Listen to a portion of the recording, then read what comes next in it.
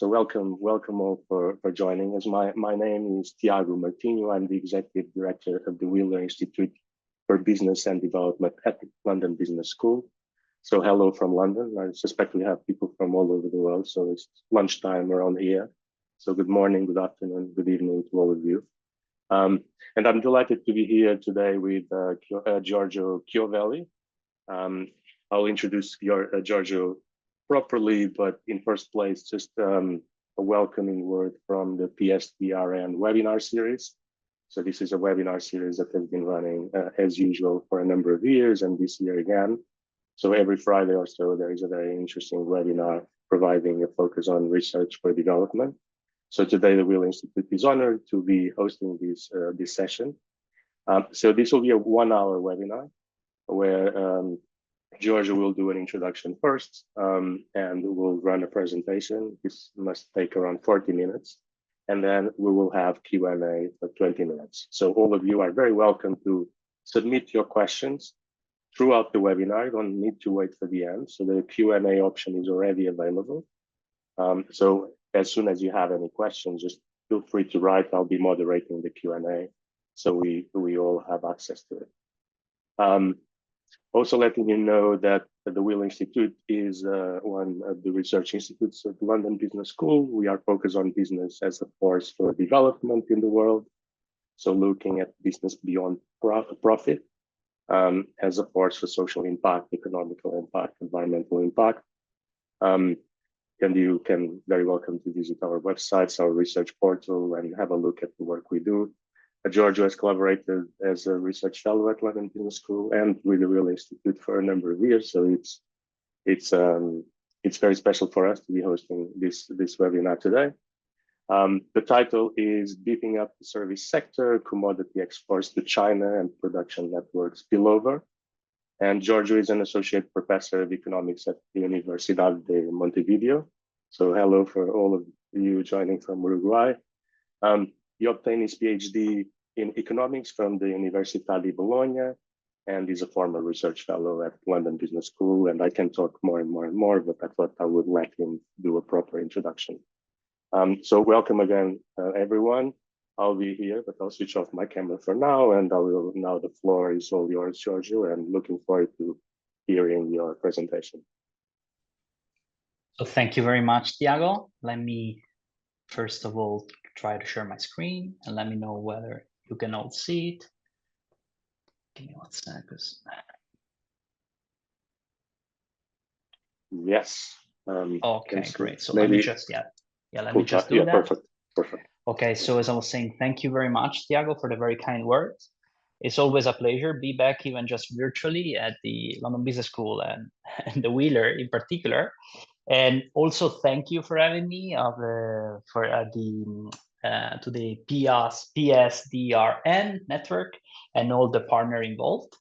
What I will be talking about today is a joint work that I have with 2 co-authors of mine, Francesco Modillo at McGill University and Serafin Frace, which is a colleague at the University of Montevideo, where I work and I am an associate professor, as Tiago previously said.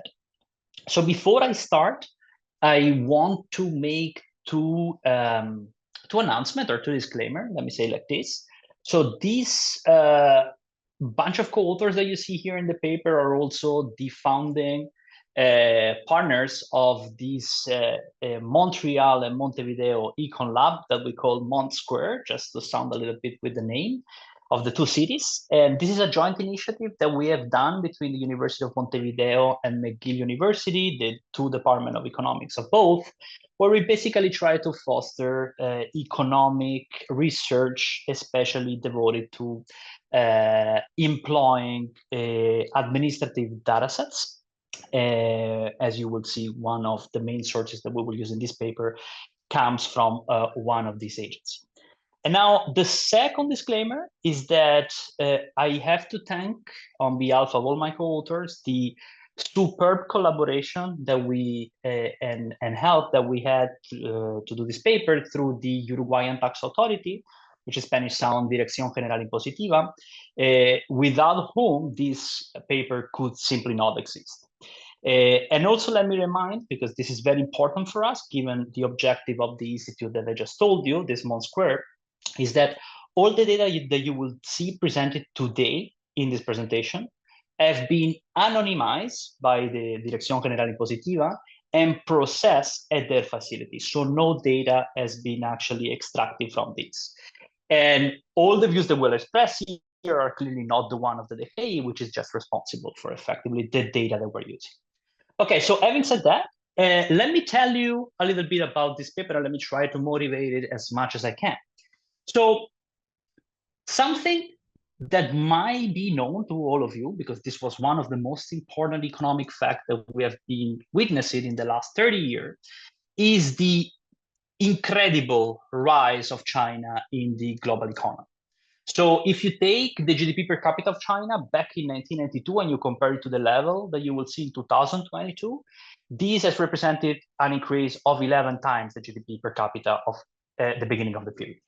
And this is also be coupled by the fact that if you look at global trade in the same period, the growth of the global trade in the same period has grown from a 2.5% to a 12% of this global trade that we usually capture with our usual data of comp trade and similar data sets. Clearly, this is due to the fact that China has reached an unrivaled status as the world manufacturing hub. So everything that is now produced in the manufacturing sector, or a big chunk of what is produced now in the manufacturing sector, comes from China, as you might have noticed. And scholars around the world have started questioning what are the implications of this flooding of new products that comes into our economies, in the Northern Hemisphere and the Southern Hemisphere, of this Chinese product. And this is what has been shown in economics and is being called as the China shock. Okay, and we have multiple evidence on how this has affected the manufacturing production of countries which were affected by this China shock. What is perhaps a little bit less known, and what I would like to call the attention before I jump into the core of the paper, is that if you look at the role of China in the global economy from the perspective of the global South, there is an alternative shock that can be drawn. Because the China shock for many countries in the global South is first and foremost an export shock. It's not just receiving the goods from China, but is also selling and sending goods to China because of the huge increased demand of this new country that now is a global partner for trade and for the global economy. And this is effectively coupled with what I was saying, because we have this rising demand for these industrial inputs, which are demanded from China, given the role that I just described as the world manufacturing hub. But at the same time, given that China has escaped poverty and is building a sizable consumer market, given the rise in income and income per capita, there is also a huge demand for agri-food and seafood, usually called soft commodities. Okay, so let me just try to document what I just said. So let me just show you for some selected countries, then I'll show you this for the whole world, an interesting fact. So if I plot on the y-axis the change in China's share of exports, how much am I selling as a country to China as a share of as a part of my total export, and I compare this on the x-axis with the change in China's share of imports, how much am I importing from China as a total of my total imports, you will see the following pattern. You can see that many developed countries, northern countries like France, Italy, Germany, UK, and Canada, they effectively are, the change is not dramatic. So we're talking about a 5% in the change of imports and a 5% in the change of export. But as soon as you start moving to countries which are more on the middle income range, and especially in the global South, you might find some interesting pattern. So look, for example, how large is going to be both the change in share of imports and change in the share of export for countries like Uruguay, Brazil, Chile, and Peru. And also look at outliers like the Democratic Republic of Congo, where the export that are going to China now are actually in the order of an increase of 40%. Okay? This is rational, as I was saying, this we can effectively generalize it to all the countries in the world, and the pattern becomes clear when we start dividing these bunches of countries into low-income country, lower, middle, upper middle, and high-income country. So the dynamic of the North, where the usual China shock that we think about, this flooding of import goods from China, it's particularly important. It's the northern country, the high-income country. While for this country, the China share of export is not particularly large. The picture dramatically changes when we look at countries which are in the low income range, where both shocks are present. Okay. And another thing that I want to tell you about these trends is that if you then go country by country and you try to inspect which products or which commodities are effectively imported or exported, what you will notice is that for many countries, the range of imports that you see here in terms of change in shares has been diffused across several products. There are a gigantic amount of imports that we do in different sectors, which are very tiny, but when you add it up, they go usually on the range of 20%. But when you look at this change in export, a completely different figures emerge, because the kind of change in these shares is driven by maximum 3 products per country. So you see, if you look at countries like, for example, Mozambique, you'll see that all this China shock in export has been driven by the cork and wood. So these are commodity like oil seeds and metalliferous ores in Brazil, and you will see oil seeds and meat in Uruguay, like in Peru also metalliferous ores. The same picture as I was saying, this is just something that is happening on the global south, because if you look at countries like United States, United Kingdom, Canada, you would not see this pattern. So to sum up, what you see here is that while the China shock on imports, the usual one that we were studying in economics, comes from a variety of products, the one of export that I'll try to show you today comes from some concentrated commodities and products. Okay? So what we are going to be after with this paper is effectively try to answer this question. So we want to understand what is the effect of booming commodity export to China on the local economy of the countries which is exporting this particular good to China. And as I show you, this demand boost is concentrated among a few major exporters, because as you see, this is something that we know in economics.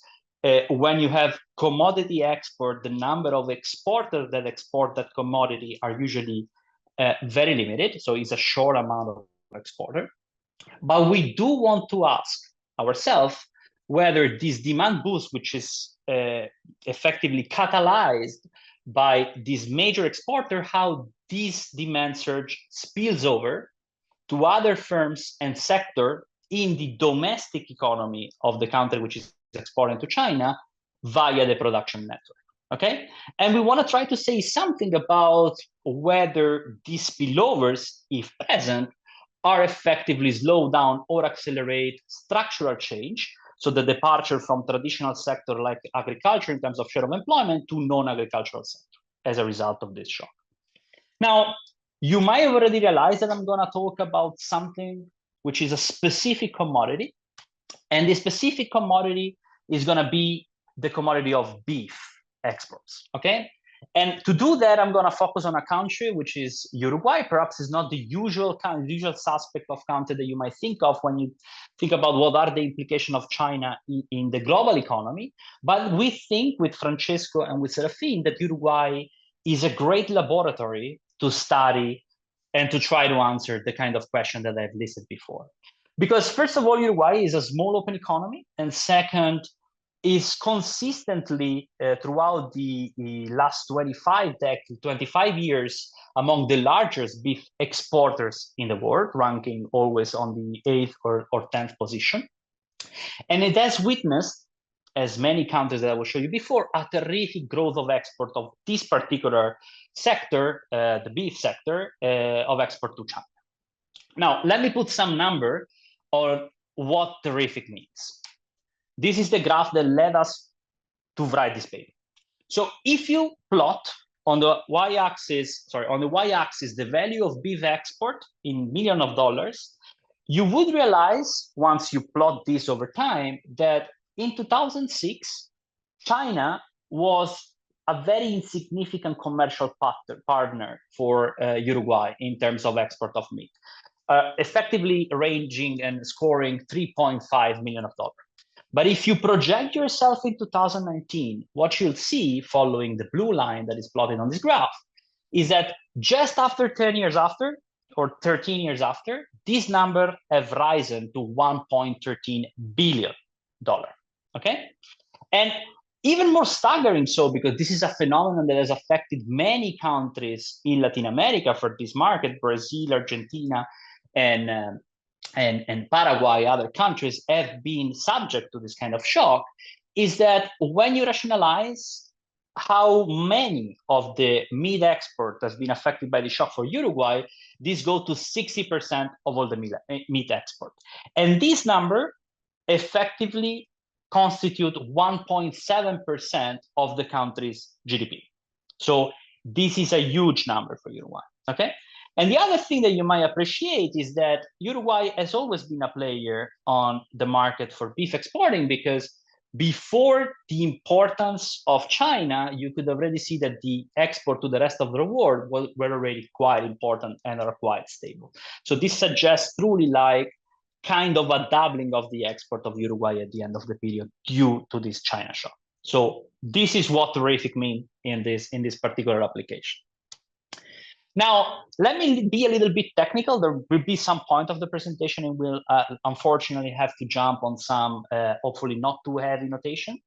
But what we're trying to do here, how we're trying to answer this question, is effectively to try to exploit some econometric techniques that will allow us to isolate the causal effect of this huge surge in demand that I've just showed you coming from China. What we're going to do, so thanks to the data that I will describe in a second, we will be able to chart all the linkages of all the domestic firms in Uruguay, including those that are linked to the beef exporters in a given year, that for now is going to be 2014, okay? And then based on these linkages that are going to be constituted in 2014, we're going to exploit this over time increase on the demand of beef from China that this exporter would actually face. Once we employ this variation, we will be able to answer many questions and to show you many results. For example, I can already anticipate that what we're going to find is that the effect of rising beef export to China has spread through the production network. So there are important spillover that we're going to capture. First, the sales of the suppliers, so of those firms that are linked to the beef exporter in the first layer of this production network, has increased across many sectors and many industries. And perhaps a little bit less obviously that, I mean, these sales have increased is the fact that these sales have increased heterogeneously so based on the sector and where these firms were effectively belonging. So we see the larger effect going through not the agricultural sector, but through the non-agricultural sector and particularly services. And I'm going to show you that this effect is not just manifesting itself through sales, but is also visible on other economic indicators at the firm level, like employment, wages, and sale per worker. So these have really implied this shock and its propagation to the network, a boost to the Uruguayan domestic economy. And then I'm going to try to speculate, or at least to say something more precisely about what are the structural adjustments that this huge demand in Uruguayan beef from China has implied from the Uruguayan economy. That is where I'm going to use some model of accounting of general equilibrium of network to show you effectively what is the aggregate impact and some counterfactual example of what would have happened to the Uruguayan economy if the China shock was not present, the China shock of beef, and which sector benefited most because of this shock. So this somehow is gonna show you through this presentation. Okay, so since I'm here in Uruguay, let me tell you, let me position the country on the map of the world. So Uruguay is a country which is located between Argentina and Brazil. It seems pretty tiny compared to these two subcontinents that are nearby us. But just because I'm Italian, let me tell you that effectively the size of the country is half of the size of Italy, and it's actually in Italy, in Europe, it would be a pretty large country. Uruguay is not a low-income country. Uruguay is actually considering many rankings as a middle high-income country. Its GDP per capita back in 2021 was 17,000 US dollar. But if you look at the statistics today, you will also see that in 2025 we are around $23,000. Okay, the population is scarce. We are 3.4 million, 60% of it concentrated just on the capital, Montevideo, which is here. But the staggering number that has always called my attention is that the ratio of cow to humans is effectively 4:1. So at any point in time, you will see that there are like 12 million cattle, okay? And as I told you already, Uruguay, it's always been as one of the most important countries for beef exports, ranging it, as I was telling, between the 8th and the 10th position. Now, these are funny facts about Uruguay and important facts about Uruguay. Let me also tell you something which is a little bit less appreciated when we talk about what the Uruguayan economy, at least domestically here in the country. Another dramatic thing that has happened in the country is that if you go back to the year 2000, the employment share were 11 in agriculture, 23 manufacturing, 66 in services. You project yourself 20 years later, and you might see a dramatic surge in the service sector, which 8 percentage point increase in just 20 years is quite a sizable change. And hopefully with this presentation, we will have also something to say about this particular shift. And when I was referring to structural transformation, I was effectively speaking about this share of employment changes over time. Now, let me just spend a few, if we get started on the beef value chain and how the production structure of the beef processing happens in Uruguay, it can take quite a lot of time. So let me try to just summarize it in a few rows. Think about it as the beef value chain of beef production in Uruguay as the kind of production structure that you could expect in any commodity market. He has this bottleneck kind of structure. So you go to the very bottom of the pyramid and you will see in terms of livestock production, so the effectively farmers and cattle brewers, there are many establishments that are involved, around 25K to 70 to 37K. These are effectively occupying, as you can imagine, 60 to 70% of the country land, given the very low population that I just described. And then once you produce the cow, you need to start processing the product of the beef.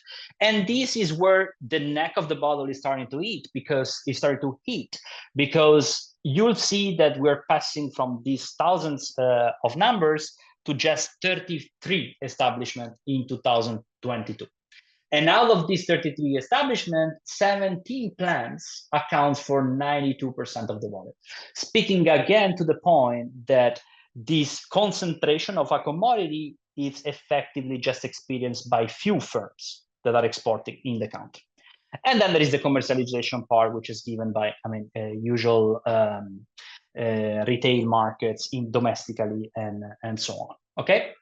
Now, another thing that I should clarify is that when we talk about this industry characteristic, the beef industry in Uruguay, you should forget about the usual agricultural market that we tend to think when we think about development economics. This is a pretty advanced and sophisticated market.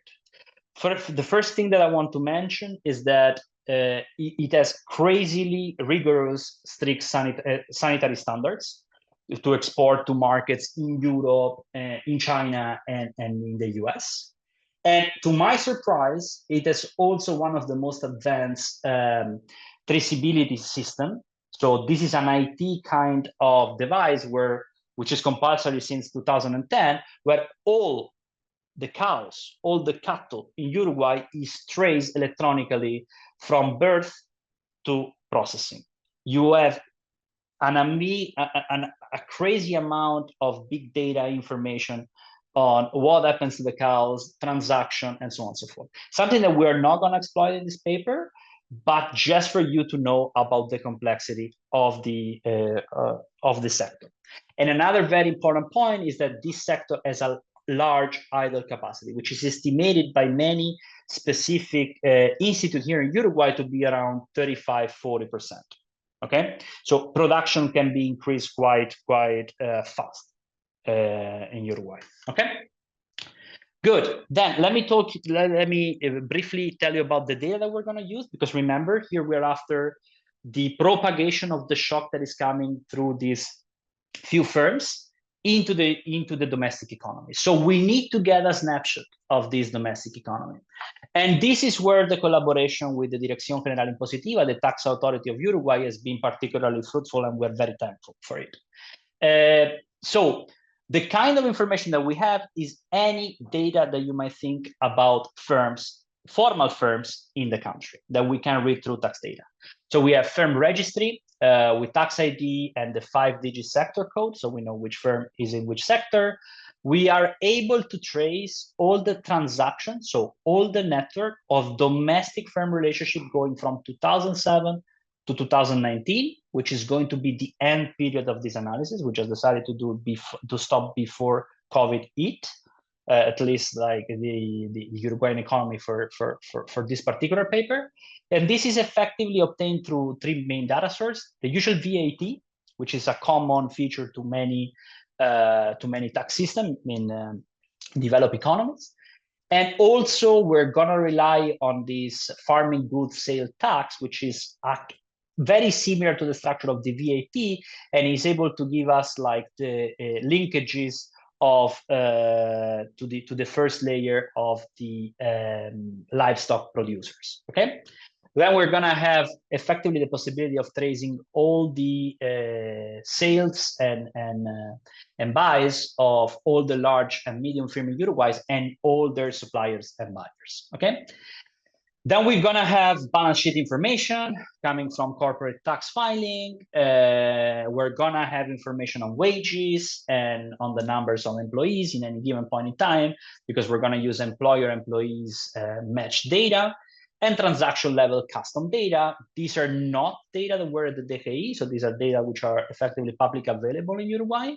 But given the good practices that we have tried to pursue with the Dirección General Impositiva, also these data were provided to the DGI and they were anonymized and used at their facility. So there is absolutely no way that we can identify any taxpayer in these data sets, okay? Whether it's a firm or is a person. Good, so let me tell you what we do with these amazing data sets. The first thing that we're trying to do, as I told you, we want to get a sense of this causal effect of this, if any, this ripple effect that is coming from the beef exporter into the Uruguayan economy. So the first thing that we need to know is to identify which firms are the firms which are selling to the beef exporter. And these actually account for around 15,000 firms in Uruguay. Okay, and the distribution of this firm across sector is, of course, the vast majority are going to be firms which are in the agricultural sector, most likely the livestock producers, 5% in manufacturing, 35% in services. Now, as I was telling you before, what we're going to be after is this identification of a causal effect, exploiting variation across firm in the way in which they were connecting to the beef sector at baseline. And baseline is going to be 2014, just because it's the first year in which we can observe the full compliance of the VAT data. This is like a kind of an institutional feature. So we're gonna be able to identify firms which have strong ties to the beef exporter, so they're very connected to the beef exporter in 2014, and firms which are less connected. Okay, and then we're gonna construct, after we have constructed these shares, we're gonna then exploit overtime variation after 2014, so from 2015 yearly up to 2019 of the growth of export of beef to China. Okay, so this is where the EV notation is going to come a little bit, because I need to show you how we're going to construct this shock just in math terms. As you see, here we have the shares, which are constructing as the sales of the firm I to the beef exporter M in the year 2014. We're going to keep frozen the 2014 structure of the shares, and then we're going to just multiply these shares based on the export to China from any year after 2014 up to 2019. Okay, and this is what we're going to call the China beef export shock. And then with this index that we have just constructed, what we're going to run is a very simple regression. Think about it just a linear regression where we're going to have as an outcome some firms or sector variable for a firms which is called I in sector S in the year T. We're going to regress this over this China beef export shock in the way that I just told you we constructed it. And then we're going to use many fixed effects to try to isolate truly the, for example, within sector here variations. So to isolate specific changes or to isolate specific, common factors that might affect industries in the same sector in the same years. And of course, some fixed effect at the level of the firm to isolate some specificity, which we can truly take into account because they might be unobservable. Some firms which are more productive than others in a way that we cannot observe. Okay, so this is the specification, and all the results that I'll show you are coming from this empirical formula. Okay, so I'm not going to spend times on the partic. If you have, which is the way in which we call in economics this kind of share, this kind of variable that we have constructed. But if you have questions, we can go back. Now, results. Does the shock that this exporter received on the demand for beef impacted the sales of those firms which were connected at baseline in 2013 with these exporters? It is a trivial question to answer whether the sales of the exporter has increased due to this demand. Obviously, this is the case for the graph that I showed you, but a less trivial question is to try to quantify what is going to be the magnitude of the ripple effect, the propagation effect, that through the beef exporter will enter into the domestic economy. Okay, this is what I'm going to show you now. I want you just to focus on the blue numbers that I've highlighted there, which is the number that correspond to the China beef export shock as constructed before. And here you can see that the effect on average on the firms that are connected in the first layer of connection to the beef exporter is in the range of 8 to 6%, which means that one standard deviation increase in the kind of shock that these firms receive translate into a 6 to 8% increase in the log of sales. So this effect is actually sizable. But even more importantly, as any average shock, we want to understand whether this average benefit of 6-8% is distributed equally or homogeneously across different firms in the economy.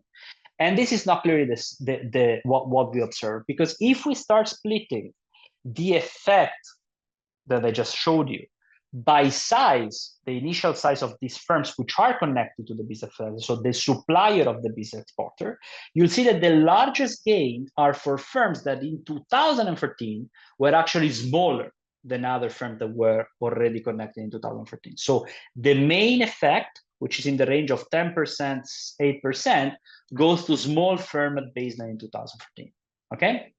But even more interesting, perhaps, if you do the same kind of heterogeneous analysis, heterogeneous effect, at the level of the sector, okay, so you split these suppliers of the beef industry into those that are agriculture, in the agricultural sector, those that are in manufacturing, those that are in services, you see, not surprisingly perhaps, that there is a positive gain that the firms which are selling cattle to the beef exporter are actually benefiting around 6%. But strikingly so, the benefits that goes to the non-agricultural sector, manufacturing and services, and particularly services, are in the range of doubling the benefits that the agricultural sector is getting.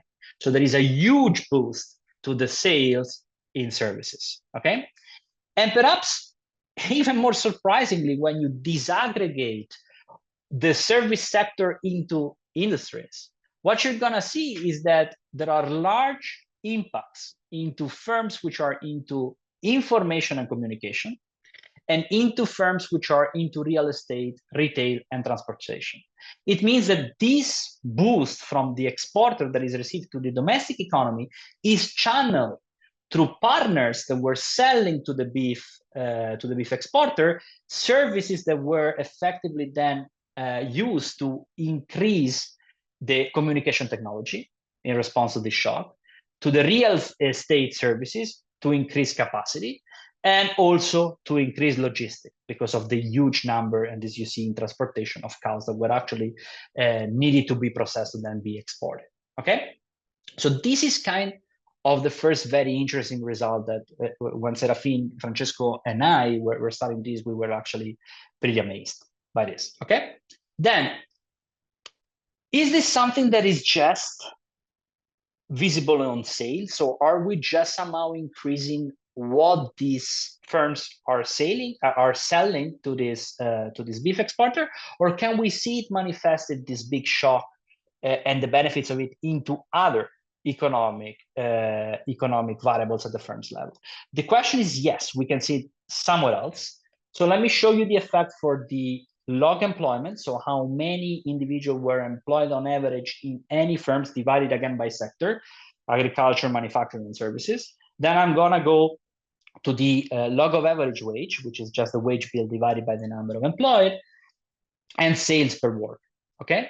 What you see here is that differently from what we were seeing from the sales, the benefits in these three dimensions are particularly channeled through the service sector. So it truly seems, as you see here, that the log employment has increased from one standard deviation of the shock to 3%, and that the sales per worker have increased to 7%.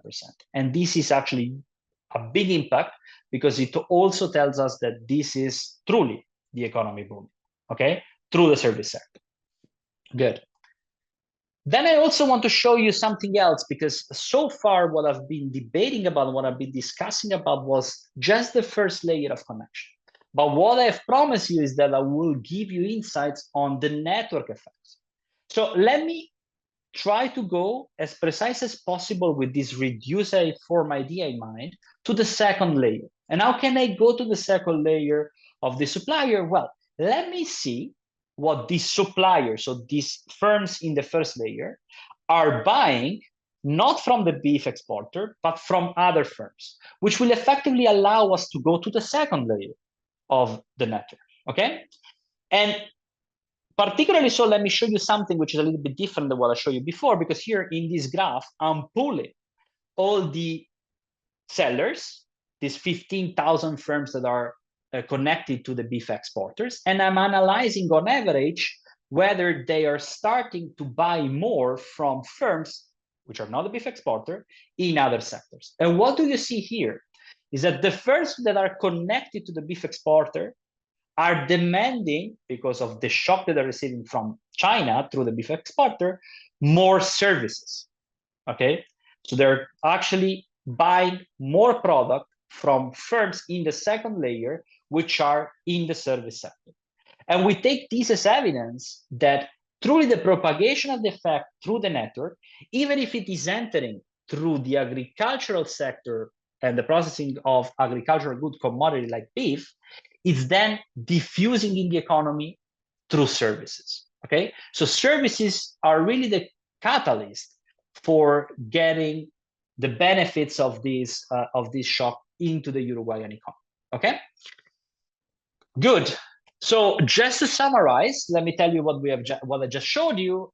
Sales of supplier increases, effect is heterogeneous and it goes through services. This is not just about sales, it is channeled through employment, wages, sales per worker, and you can see similar pattern at additional layer of the network. The other two things that I want to tell you before then I jump to the general equilibrium effect, which I will be very brief about, is that we also see for those firms which are affected by the shock, a diversification of purchases. Okay, so when we look at on the suppliers of the beef exporters, we see that there is an increase in the number of suppliers. So the network is getting more complex. But at the end of the day, we also see a decrease in concentration. Okay, which we see there, which also hints us towards try to understand a bit better what is happening with the endogenous changing on the network, something that we cannot effectively characterize in this reduced form, and we will be doing later. Also, another thing that I want to show you is some suggestive evidence on within sector adjustment that we can observe. So when instead of moving and instead of exploiting variation at the firm level, you go and you aggregate up at the sector level, which is connected to the beef sector, and you redo the analysis at the log of total sales and total purchasing, you still find the same kind of result that we saw at the firm level. But then when you go and you see what is happening at the level of the number of firms, you see that also there is some cleansing and restructuring of the sector at the sector level for the number of firms, which is also decreasing. So there might be some firms which cannot benefit that much from the shock, and actually they disappear from the market. Okay, good. Oh, sorry. Okay, good. So now, very briefly, and I'm almost there with this presentation, let me tell you how we try to quantify the aggregate effect of this shock. So here is where we actually build on shoulder giants, and we rely on an off-the-shelf model of production networks from Acemoglu and co-authors in 2012, which is kind of the standard model for production networks. And we use this model effectively to simulate counterfactual situation, counterfactual economy of the Uruguayan economy in the absence of the China beef export shock. And we have two objectives here. First, we want to separate through this counterfactual creation the aggregate impact of the direct versus the network/indirect effect. So I want to know what would have been the Uruguayan economy in terms of sale across the period and in total if the China shock, the surge in demand of China would not be present. And I want then to disentangle which part of this most likely drop in the total sales of the economy, proxying for GDP of the economy, how much of this is due to direct versus indirect effect. The indirect effect that effectively all these different first and second layer reaction that I try to describe in the reduced form. And the other thing that we want to do, and I don't know, I will not have much time to discuss this, is to pin down the role of endogenous network adjustment. So the counterfactual would have been, what would have happened if on top of not having this China shock, we would have also not allowed the network to evolve to endogenously capture the benefit of this China shock through the creation of new linkages or the improvement of the old linkages. Okay, so let me just show you something on the first counterfactual exercises in a very simple way.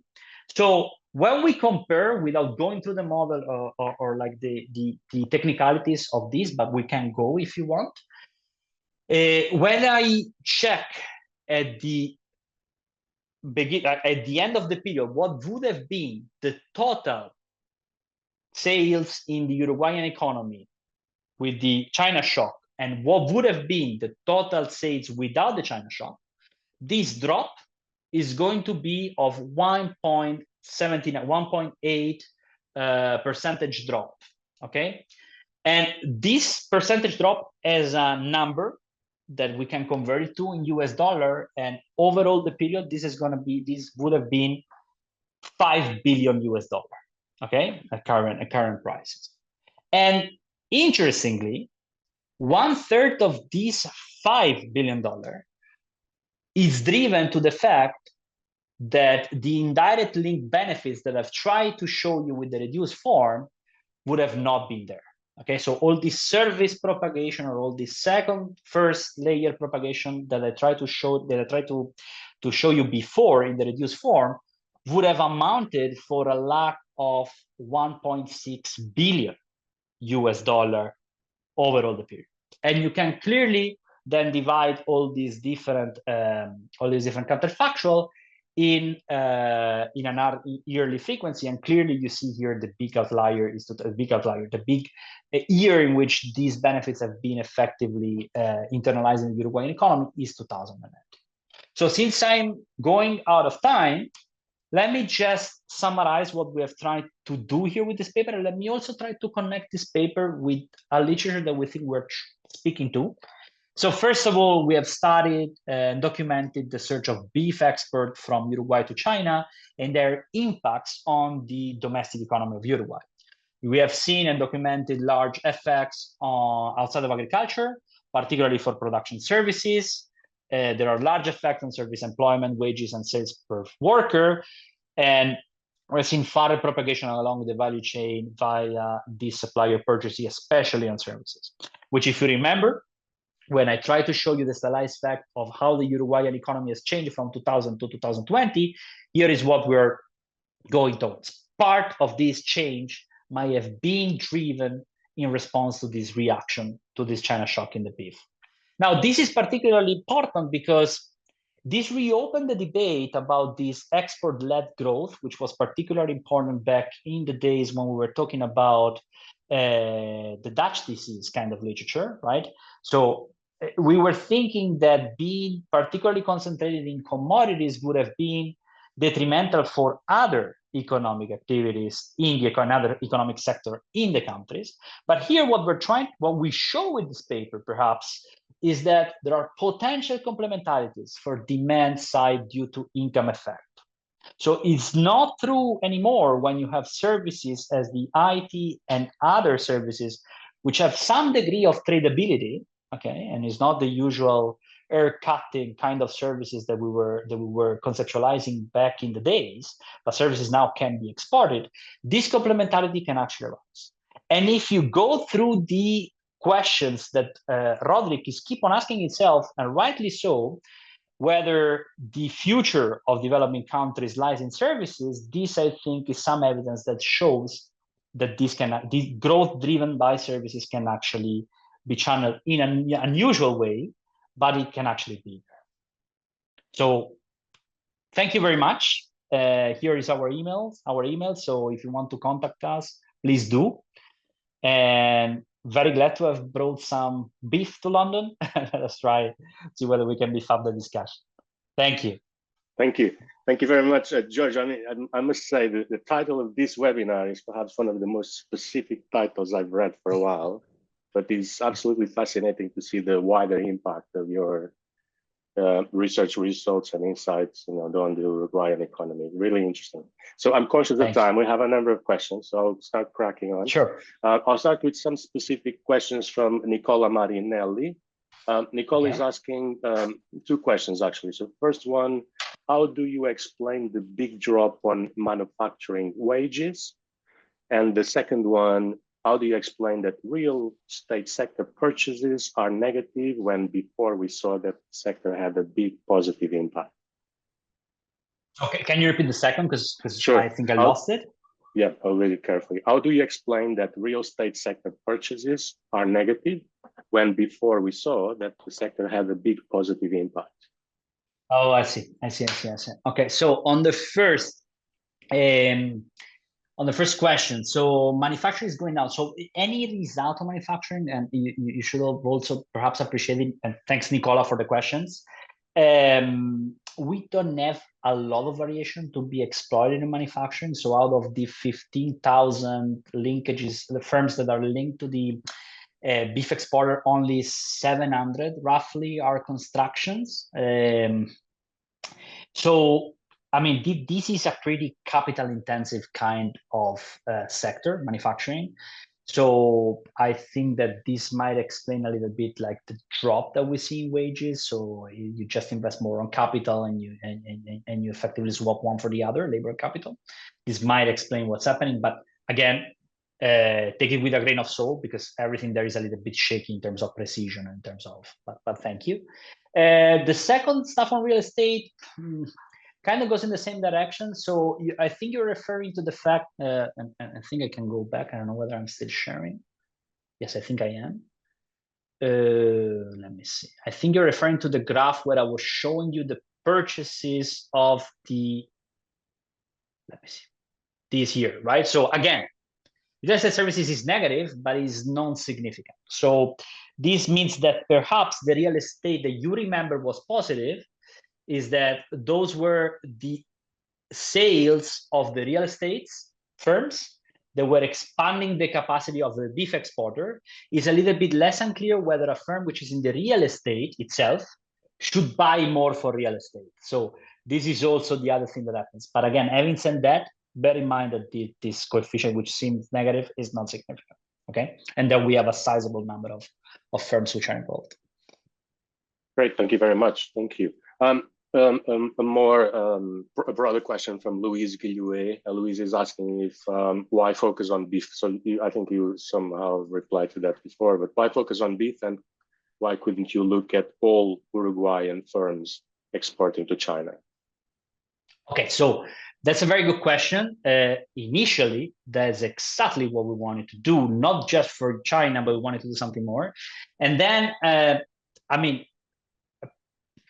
the kind of increase that we see in this graph, it's not there in this particular timing and with this particular configuration of the beef market in other markets. So clearly, if you have knowledge of the Latin American economy, especially of the South Cone and of Uruguay in particular, you would tell me, Giorgio, I mean, you're forgetting about pulp processing and you're forgetting about soy. I can tell you that the kind of timing of the shock and the kind of way in which this is exported is not exactly the same. So there are, unfortunately or fortunately, depending on the point of view, institutional feature that and timing issue that are not allowing us to do exactly the same kind of analysis for soy or for pulp, which would be the other two clear candidates for this kind of shock. This does not prevent researcher to exploit pulp or soy according to different shocks. I mean, if you want to measure what happens when Argentinians were implementing crazy border policy of shutting down pulp production, I mean, clearly you can, and I think that people are actually working on it. So definitely. But for China, it's a different story. Thank you. Another question from Joshua. Sorry if I misspelled your surname. So I'll try. Joshua Kurunuziza. Most likely I did misspell, but thank you for your question. So the question says, is there an equally large leather industry that has developed because of the massive growth of the beef sector in Uruguay? Or is the leather also exported to China in large amounts? No, I don't think the leather is exported to China in the same amount, but actually I will make a note of this question because I think that another kind of booming enterprises is kind of the fashion sector here in Uruguay, which is a little bit of exploring. And I never thought about checking it whether leather production can actually be linked to this. So Joshua, thank you. I'll check into it. I don't have a good answer for this now, but that's a very good suggestion. Thank you. Another broader question is, what policy implications would you draw from your findings for other commodity exporting countries? Okay, so this is a tough one. Who asked that question? Because I want to thank this so it's Gita. person. So Gita, thank you very much. This is the $1 million question, I think, or $1 billion question, given the size of what we're discussing. I mean, I think that the policy implication, it's first of all, the realization that this shock, which might at first look or naive look might seems to be super concentrated across few firms, can actually have huge implication for the economy. And this is kind of what we're after here with Serafin and Francesco. And the first policy implication that I have, we should understand how these linkages works. This is the first thing, because if we do understand how these linkages works, you might have huge policy implication foreseeing shock, which might be positive, as in this case, but might also be negative. Because I mean, let me build on my own research. We stopped in 2020. Now, who knows what is going to happen with the trade wars, which are at our window as we're speaking, and but still understanding this dynamic of propagation, I think, is super important, and it might be important for like a ministry of economics or finance, but it's also super important for a tax authority, right? Because I mean, all these activity, all these booming activities, then will lead to taxation, building of fiscal capacity, and so on and so forth. So I think that would be my cheap answer to your deep question, Gita. Thank you. And one final question, also from Gita, because I'm conscious of time, is well, the trading. I think everyone is talking about trading nowadays. Sure. So considering the world we live at the moment, do you think that there is a special vulnerability? So is the Uruguayan economy particularly vulnerable to be so dependent on one import? Okay, so it is true that China has become the first partner of beef for Uruguay, and especially in the year that we're starting, especially in 2019. But if you look at the graph that I think I'm still sharing, you'll see that the Uruguayan export market for beef is pretty differentiated, because I mean, you can see that the rest of the world export of beef are still particularly sizable. So I mean, anybody that is into the Hilton quota of Uruguay knows that now here in Uruguay, we're waiting for what is going to happen with the Mercosur agreement with the European Union. So it is true that we're facing very uncertain economic global condition for how we are going to be into, again, a globalization era. Perhaps it's not going to be the case. But clearly still bilateral agreements can, in markets which are so capable of adapting to this, and this is a big question, whether all the commodity markets will be equally adaptable to the shock, I mean, can still provide some benefits. And I guess that the key here is differentiation, right? Great. This spot on time. So, I mean, I have more questions here, but we have to close the webinar. Thank you, George, so much for the presentation.